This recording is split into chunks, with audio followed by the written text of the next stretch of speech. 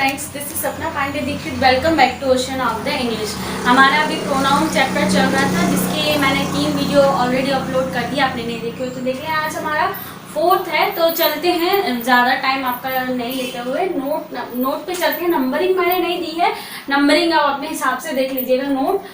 Then यदि कहीं तुलना हो रही हो सिंगुलर पर्सन के साथ सब्जेक्टिव केस तथा प्लूरल यानी एक से अधिक के साथ ऑब्जेक्टिव फॉर्म्स आएंगे।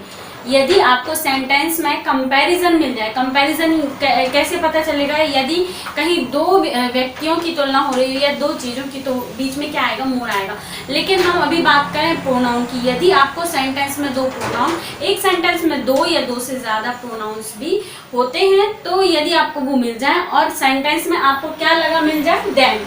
यदि आपको देन लगा मिल जाए, तो देन के बाद क्या करना है हमको? यदि देन के बाद एक ही सब्जेक्ट है, सिंगुलर पर्सन है, तो वहां पे उसका क्या? सब्जेक्टिव फॉर्म आएगा हमेशा।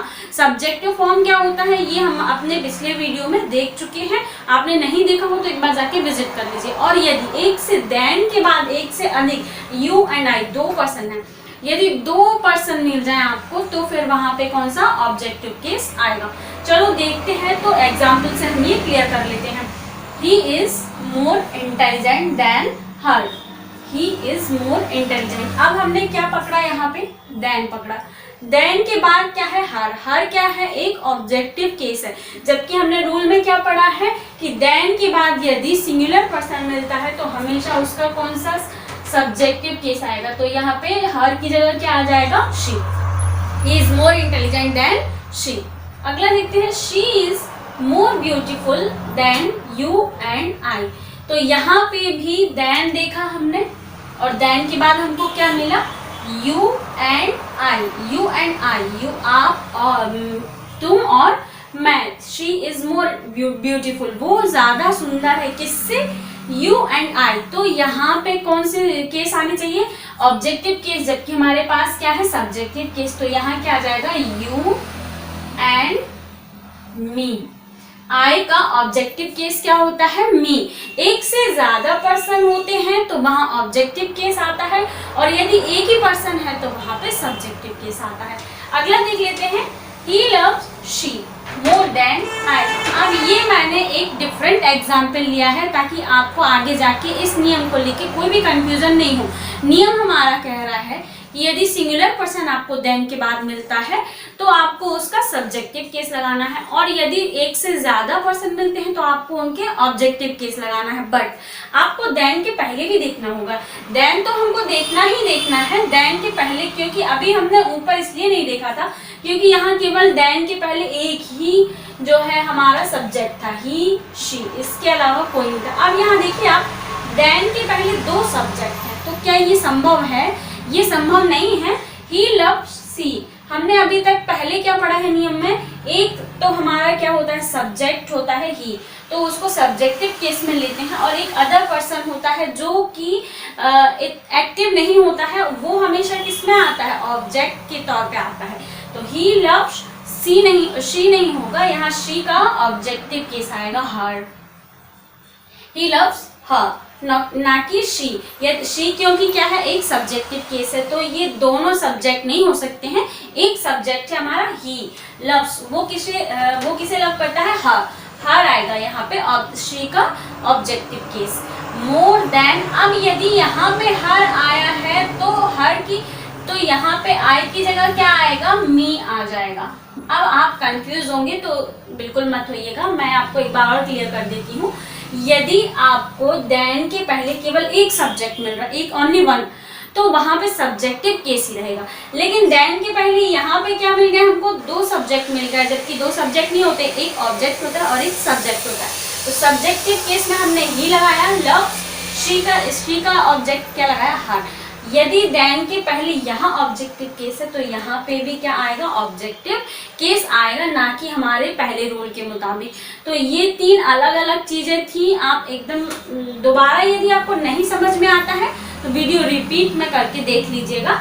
अगला देखते हैं। She is taller than he and me. She is taller, वो टॉलर मतलब लंबा है, वो लंबी है। यहाँ देखिए आप, एक ही सब्जेक्ट है, she is taller than, than मिला हमको, देन के बाद हमें क्या देखना है, ही एंड मी। दो केस हैं, दो हमारे क्या है, पर्सन है, मतलब प्लूरल पर्सन है। तो हमेशा प्लूरल पर्सन किस में आते हैं, ऑब्जेक्ट में। तो मी तो आपका ऑब्जेक्ट में है, लेकिन ही हमारा क्या, ही कैसा है, सब्जेक्टिव है। तो ही की जगह क्या आ जाएगा, him and me, him and me. She is taller than him and me, ये हमारा राइट होगा। तो अब ये हमारे सारे राइट हो चुके हैं। इसके पहले मैंने आपको जो बताए थे वो रॉन्ग थे। तो हमेशा क्या होगा, यदि देन, सबसे पहले हमको देखना है, सबसे पहले वर्ब देखना है, वर्ब के पहले या बाद में, देन के पहले यदि दो सब्जेक्ट हैं तो दोनों सब्जेक्ट नहीं होते हैं। जैसे कि हमने ये देखा है, ही लव शी इज रॉन्ग, ये हम पहले भी देख चुके हैं जब हमने सब्जेक्टिव केस और ऑब्जेक्टिव केस पढ़े हुए थे। तो ही लव शी नहीं होगा, ही लव्स हर होगा, वो उसको लव करता है तो ही लव्स हर होगा, ना कि शी होगा। ये एक चीज क्लियर हो गया। यदि यहाँ पे ऑब्जेक्ट आ गया अब, तो फिर हमारा अदर। अब देख लेते हैं हम प्रोनाउन के सीक्वेंस की बात। यदि कहीं पे भी फर्स्ट पर्सन, सेकंड पर्सन और थर्ड पर्सन तीनों ही एक सेंटेंस में आपको मिल जाते हैं, तो उनको भी रखने का क्या होता है, एक सीक्वेंस होता है कि पहले फर्स्ट आएगा कि सेकंड आएगा। चलते हैं देख लेते हैं। आई वी, ये हम पहले भी डिस्कस कर चुके हैं कि फर्स्ट पर्सन क्या होता है, सेकंड क्या, थर्ड क्या है। आपने नहीं देखा हो तो देख लीजिए, एक्चुअली मैं बता ही देती हूँ। आई वी होता है हमारा फर्स्ट पर्सन, वे पर्सन जो कि सब्जेक्ट होते हैं हमारे सेंटेंस के और जो बात कर रहे होते हैं और एक्टिव होते हैं, तो वो क्या होते हैं, फर्स्ट पर्सन जो कि होते हैं आई वी। और जिससे बात हो रही होती है, जो जस्ट हमारे सामने होता है, यू, वो होता है हमारा सेकंड पर्सन। थर्ड पर्सन जिनके बारे में बात हो रही होती है, ही शी इट दे, जो जिनके बारे में बात हो रही होती है, वो हमारे क्या होते हैं, थर्ड पर्सन होते हैं। तो देख लेते हैं इनका सीक्वेंस। जब बात जनरल सेंस में हो रही हो, जनरल बात हो रही हो, कोई भी जो सामान्य सी बात, तो क्या सीक्वेंस रहेगा, second, third and first. Second person पहले आएगा, फिर आएगा थर्ड पर्सन और फिर आएगा फर्स्ट पर्सन, यदि बात हो रही हो सामान्य तौर पे जनरल सेंस में। जब बात, यदि आपको ये वर्ड कहीं मिल जाए, कन्फेशन, गिल्टी, कल्प्रिट, एक्यूज्ड, या इससे मिलते जुलते और भी वर्ड हो सकते हैं।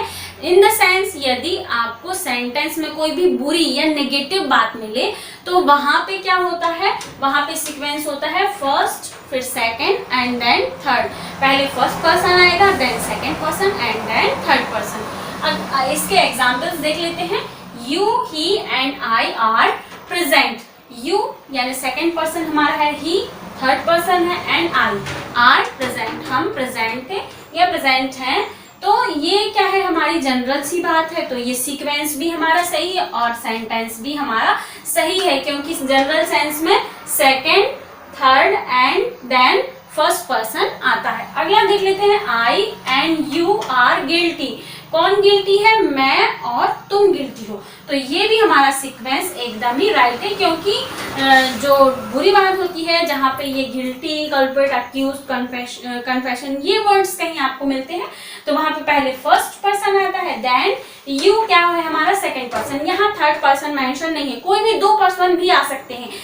यहाँ पे यू को हटा के यदि ही होता तो भी वो थर्ड, यदि यू नहीं होता तो भी यहाँ पे क्या आएगा, फर्स्ट के बाद डायरेक्टली थर्ड आ जाएगा। लेकिन सीक्वेंस यही चलेगा, ये फर्स्ट के बाद सेकंड, सेकंड के बाद थर्ड, यदि फर्स्ट नहीं है तो सेकंड के बाद थर्ड आएगा।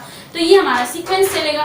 तो ये एक और रूल था जो कि हमारा क्लियर हो चुका है। अब इसके आगे हम चलते हैं, कल एक दिन और लगेगा प्रोनाउन चैप्टर के लिए, देन हम अगला चैप्टर ले लेंगे एडजेक्टिव। तो थैंक यू गाइस।